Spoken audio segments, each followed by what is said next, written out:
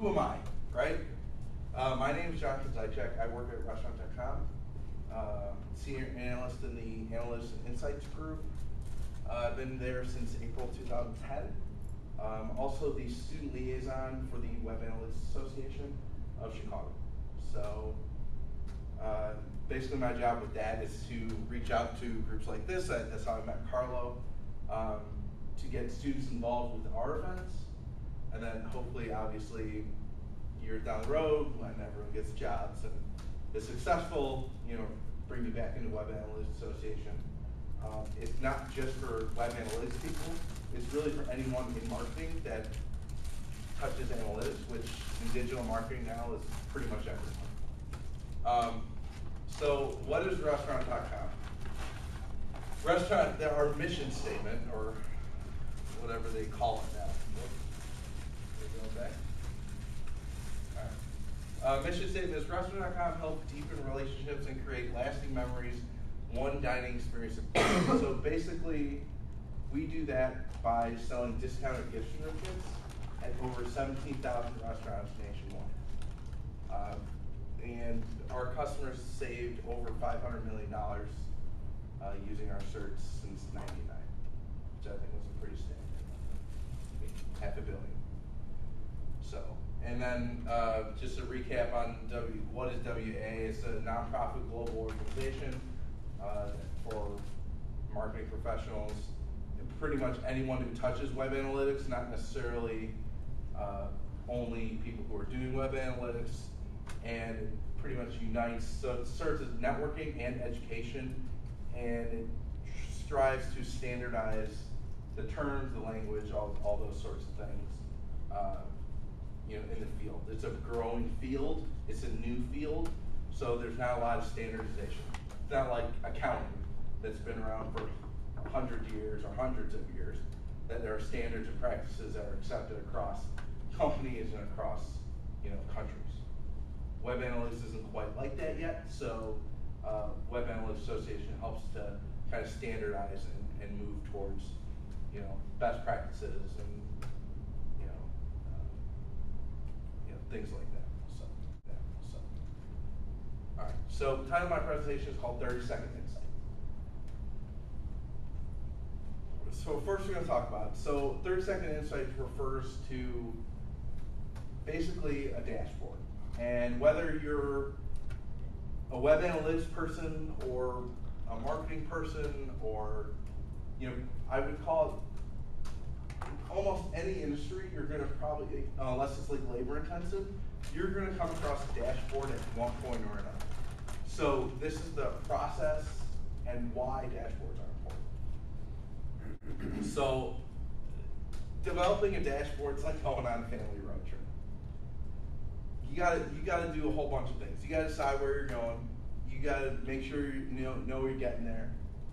You got to plan your activities. You gotta plan out this whole thing. I mean, you can't just get your family. You gotta imagine maybe a few years in the future for some of you that you got 3 kids, husband or a wife. You can't just get up and go on the drop of the hat. You gotta plan. You gotta plan these things. So, or else the family's in chaos and everyone's unhappy. The kids are crying. Everything like that. So. Imagine you're Homer, or Marge, if you want to drive the car. You're driving along, and everything is going crazy, right? Bart is trying to distract you. Maggie is basically flying out the window. Lisa seems all happy, but there's essential chaos in the car. You're driving along the road. You're going on a road trip. You decide, we're going on a road trip to Vegas, all right? All of a sudden, you're driving. Chaos happening everywhere. You make a wrong turn, and you end up in the middle of the desert. So you're like, well, I should have been there at 6 o'clock. Ooh, I'm in the middle of the desert at 6 o'clock. Are we sure we're there? I don't know. Have any of you guys ever been lost on the road? Like, legitimately lost? I mean, you don't know when you got lost. You just figure out, oh my God, I'm lost. And that's not a good feeling. I don't think so. So, what would be a better navigation tool? Would it be better to have a GPS or just a map in the car? And I think the answer, I think everyone, especially in today's technology, would be a GPS, right? Because GPS tells you all sorts of things. It tells you how long it is to get there. It shows you what time you think you're going to get there, how fast you're going, judging by the time. The map of the road surrounding, you're on the right road. It gives you auditory cues to keep you on the right path, all those sorts of things. So, whereas a map, you look at it and you say, oh, I should be on Interstate 15. Well, then you have to you have to gather more information from out there to know if you're on Interstate 15 or not. GPS, it'll tell you you're on Interstate 15. You look at it, it's highlighted, it's easy to do. So, what is a dashboard? Okay, we're getting a GPS. All right, GPS is like a dashboard. So, the attributes of a great dashboard, not just a good dashboard, a great dashboard.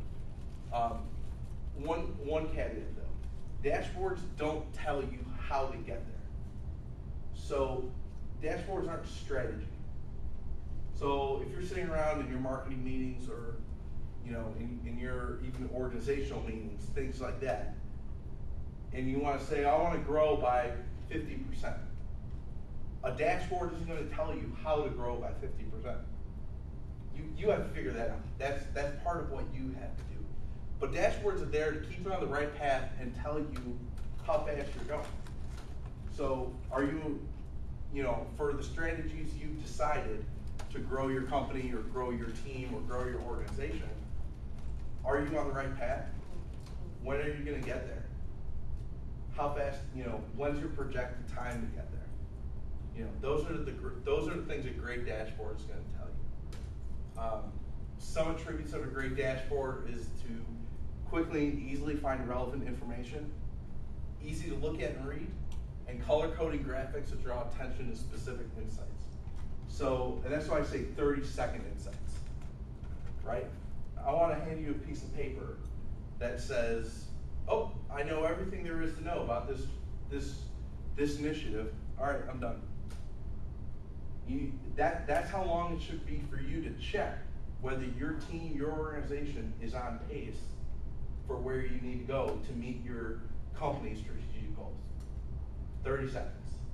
Any longer than that, it's, well, obviously not a waste of your time, it's inefficient. Because you have better things to do. You have better things to do, act on that strategy. You shouldn't have to do reporting if you're a leader in an organization. Okay? You're trying to drive a strategy to grow an organization, grow a team, make more money, whatever. So just to contrast a couple of pictures here. So we have a guy driving a car with GPS, right? Got all the information right in front of him. Or you could be driving a car just looking at the speedometer, which, before careening into a fiery crash into a ditch, you will be going probably very fast. But you're not going to get anywhere because you've crashed into a car ahead of you, you've careened into a ditch, and your car's probably on fire at this point. It's not very efficient. So a dashboard has to encompass a lot of attributes to really be free. They can't just be a singular focus as far as one little tiny thing, one aspect. It's a picture of the whole thing. Got to be right there. So why are dashboards important to you guys? So most first jobs, most entry-level jobs in special digital marketing, you're going to be spent updating dashboards and doing basic level reporting. That's just a fact of the matter. I mean, because this is where you are in the marketing totem pole. Okay, this is where everyone starts. I started there too. When I started, I had to update all these reports and all these dashboards, hours and hours and hours a day. That's what you do. No matter how educated you are, until you have experience and you garner that, experience from multiple industries and companies, you're going to have to, at one point in your career, probably update dashboards and update reports. So knowing how to do it better and quicker is an advantageous to everyone, I think.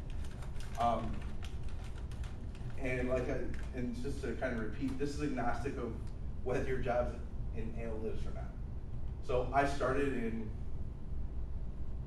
I was a marketing analytics associate. So I started in analytics, but I've worn so many hats in my short career that even in other teams that didn't have their own analysts, they do their own reporting.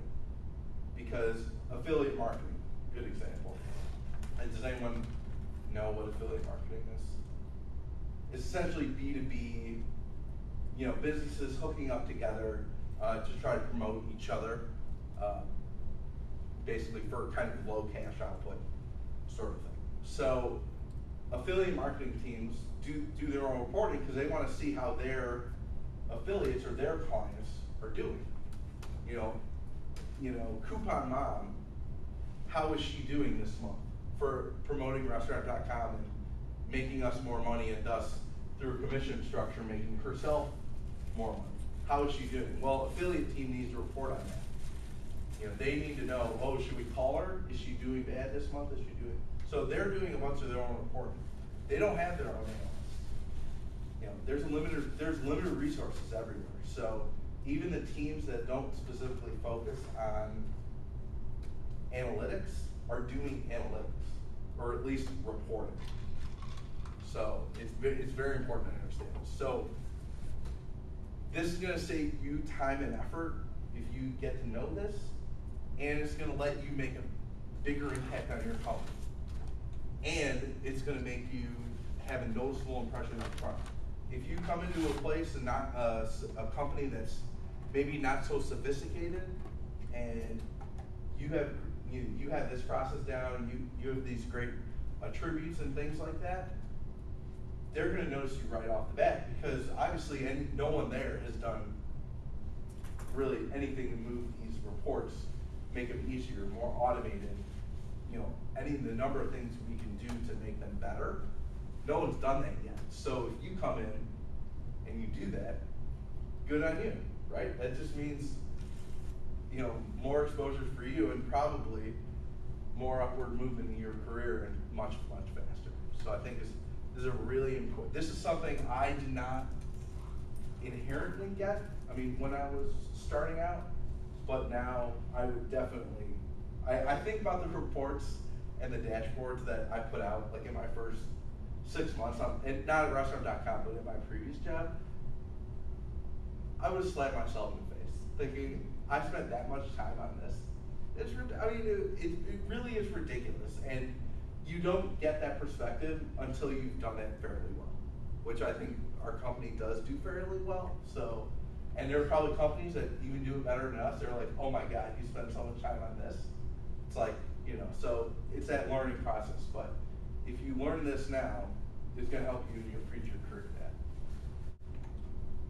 So there's 6 main steps to the dashboard process: requirements gathering, data gathering, your rough draft, your revisions, your first build, and then your final revisit and finalize, final draft.